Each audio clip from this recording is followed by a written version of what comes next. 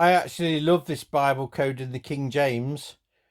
It says, King James Bible, Matthew 1:23, behold, a virgin shall be with child, and shall bring forth a son, and they shall call his name Emmanuel, which being interpreted is God with us. It says there, if you can see in the above scripture, if you start with the H in which and count every 6 letters, it spells out Hurst, which is my mother's maiden name. This verse has been encoded by Jehovah to prove that my mum was a virgin and that she gave birth to a son, the Christ, which is me. Also, let's get rid of that bit. I don't know why I've got Carmel in there for some reason. Let's get rid of that.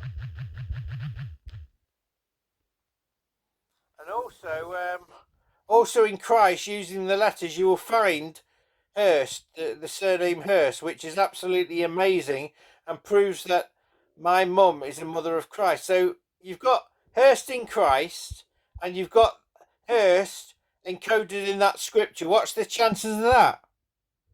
Oh, the world's media's got to get hold of this, surely. So, yeah, I'll stop that now. Let's take a screenshot so I can use it in my thumbnail. Bye for now.